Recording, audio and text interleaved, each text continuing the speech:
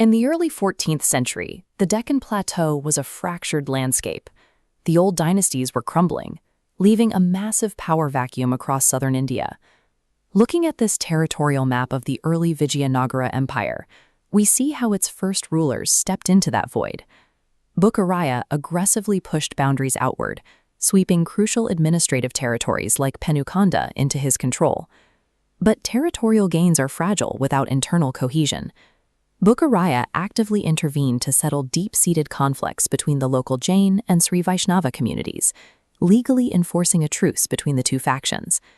Mediating these disputes established the strict religious tolerance required to stabilize a rapidly expanding state and keep its vital trade routes secure. Decades later, Devaraya II took that stable foundation and turned outward. He launched intense military campaigns to suppress bordering regional kings and consolidate power. His armies pushed as far as the Krishna River to the northeast, while naval victories forced a steady stream of royal tributes from as far away as Sri Lanka. This massive influx of wealth funded a cultural renaissance at home, but pushing the borders so hard directly agitated the neighboring Bahamani kingdoms to the north. Despite the external military pressure, he maintained the empire's strict policy of inclusion. He explicitly funded and constructed mosques in the capital, right next to established Jaina and Vaishnava temples. Devaraya II engineered an incredibly wealthy, pluralistic state, but by pressing his northern borders so aggressively, he ensured a massive collision with his neighbors was only a matter of time. When Krishnadevaraya took the throne in 1509, he inherited a kingdom surrounded by hostile Shahi sultans and active internal rebellions. He countered these threats with rapid, decisive military action. When faced with the heavily fortified walls of Raichur, rather than settling into a long, draining siege, he breached and conquered the stronghold in a single day. To outmaneuver regional blockades, he bypassed his local rivals entirely and forged direct, highly lucrative trade agreements with the newly arrived Portuguese fleets. With the economy thriving, he poured resources into the arts. He personally wrote plays in Sanskrit and sponsored a legendary court of 8 master poets known as the Ashtadigajas.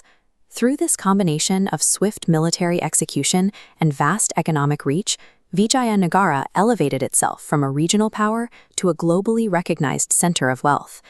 That stability unraveled under his son-in-law, Ramaraya, who tried to secure his borders by actively pitting the northern Deccan sultans against one another. For years, he played them off each other perfectly. But eventually, the constant political manipulation backfired, pushing these bitter northern rivals to lay down their differences and form a unified coalition against him.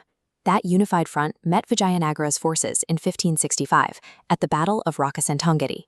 The scale of the clash was absolute, pitting hundreds of thousands of infantry and cavalry against each other on the plateau.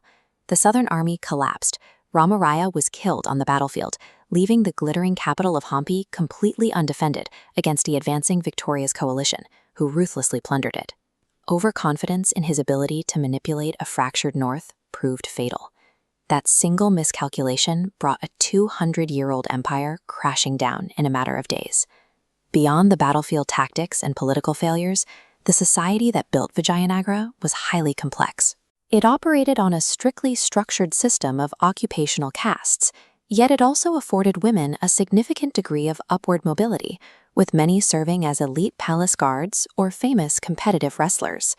The state flexed its prosperity during massive public events like the Dasara festival, gathering provincial leaders to marvel at the empire's concentrated wealth. We can see the living continuity of that display in modern celebrations today. The physical capital was reduced to ruins, but the economic practices, musical traditions, and administrative structures forged there were permanently baked into South Indian civilization.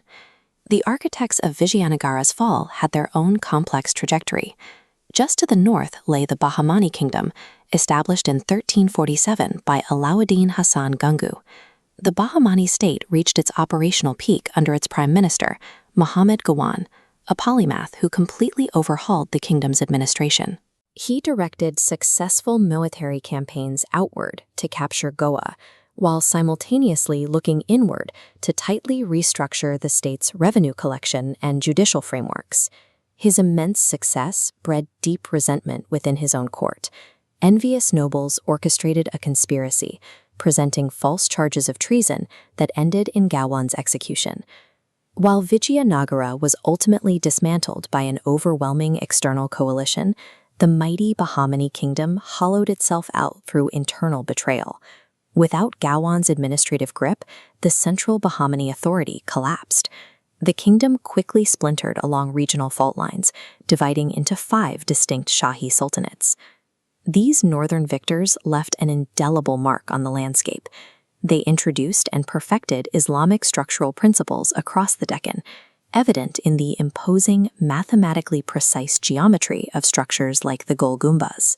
Compare the sprawling, organically layered architecture of the vanquished south, standing in Hampi's Virupaksha temple. The intricate craftsmanship, carved from rigid granite, outlived its kings.